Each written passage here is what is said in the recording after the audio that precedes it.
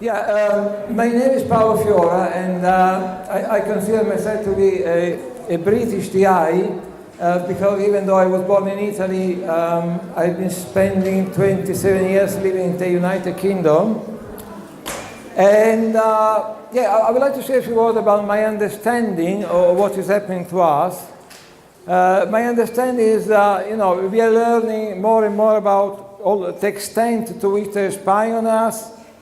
And we are learning more and more about the increasing frequency of political activists, whistleblowers being targeted with unlawful harassment. Then there is all the area of mind control, conditioning, and brainwashing. And the best example is all the media with all their lies and propaganda. And then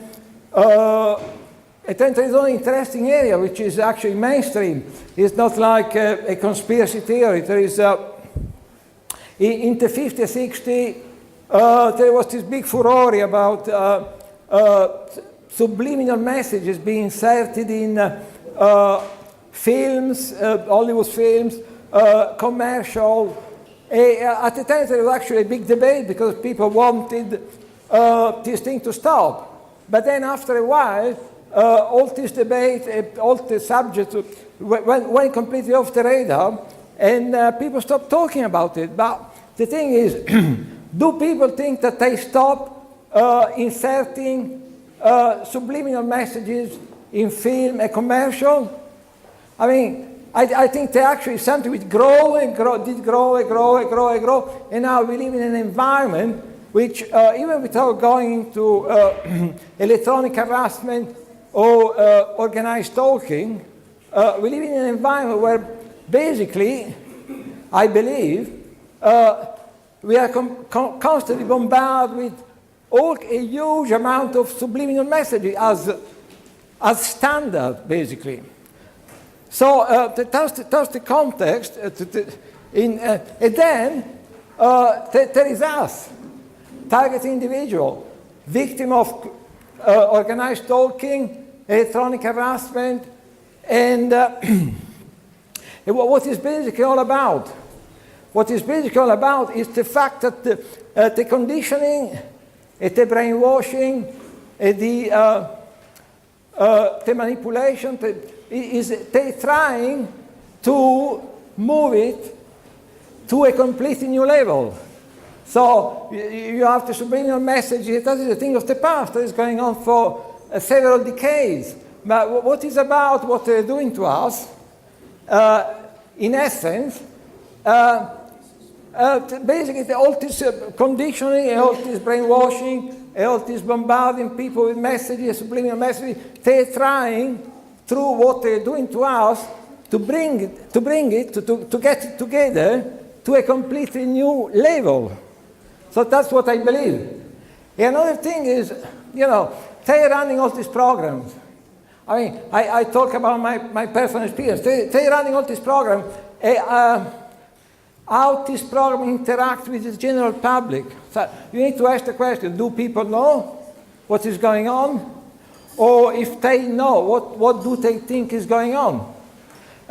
In my opinion, often, if not always, this program in the community, because there is the organized stalking. How do people around us perceive the organized stalking? In my opinion, people 99% of the time they're complicit to the organized stalking. So, but what they are thinking they are doing. And I think, in my opinion, that's the best way of hiding something is to hide it in plain sight. I think they're actually selling this program of harassment in the community, organized stalking, to people as vigilante programs. They're telling people we, the victims, are bad people, we are dangerous people, to contain us, the danger we represent to the community, even in spite of the fact that most people in our community, they never hurt anyone in their entire life, they never been indicted or convicted of any crime, but allegedly, we are so dangerous that they need this program. They need to constantly harass us to contain us. So it's like this Minority Report philosophy. They need to constantly, because they obviously, if they, for a day or for a week, they would stop harassing us, so obviously we will commit unspeakable crime, a horrible act, or whatever. That's the assumption. That's what I think is the context in which these things are happening to us. And then I may say a few words about what I try to do in London, because sometimes people are into starting class action and this kind of thing. I try in London to do things at a more grassroots level. I've been trying to just leaflet at political protest, demonstration, sometimes outside the House of Parliament, sometimes a speaker corner. I think in a way that's something anyone can do. So I try to if you're ATI, even if you live in a small community, obviously London is quite easier because there is a lot of stuff going on at the time. But even if you live in a small community, in a rural community, you can always print your own leaflet. You can target events. You can target political protests if maybe nearby.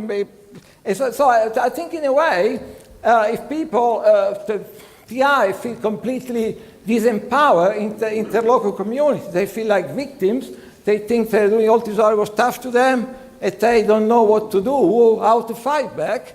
I would say to people, print your own leaflet and try to go to protest, to political event, to festival, a leaflet. And so, that's what I'm doing in London.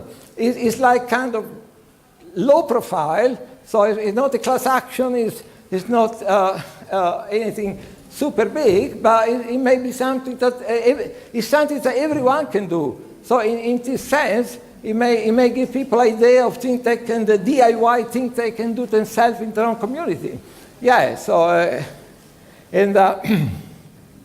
So amongst the things I do, I go to Parliament Square sometimes with a big placard. I go on the Sunday, most Sundays, to Speaker Corner in London with a big placard, a loudspeaker. And I say to people, be aware of a horrific human experiment. Be aware of a horrific character assassination to silence the victims. Be aware of a huge program of social control and manipulation.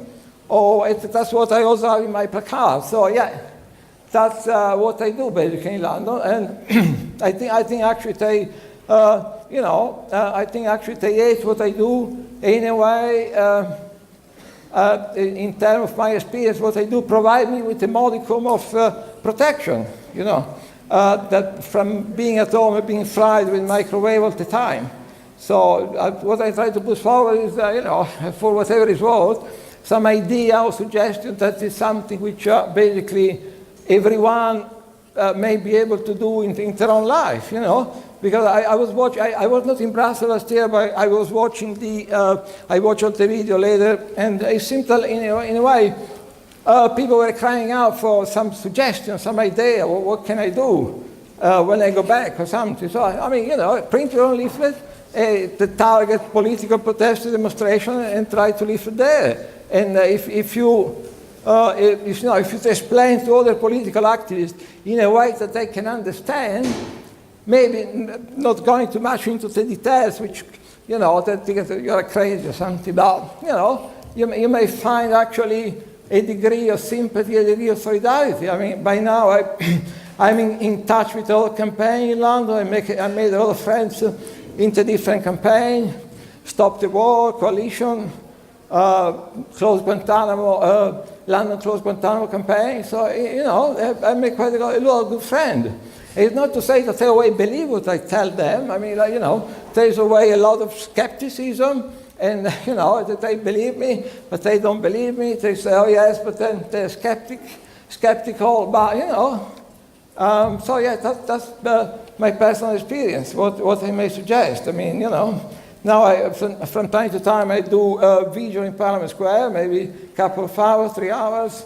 At first I joined the old Brian O. Peace camp in Parliament Square, And then after basically Brian died, and then Barbara, his partner, left the square, now I go there by myself. So in a way, something everyone can do. People living in Brussels can go to the European Commission with a placard outside. So in a way, it's very low-level DIY thing that anyone can do. Yeah, that's all. Unless there's any questions, that's all basically what I would like to say.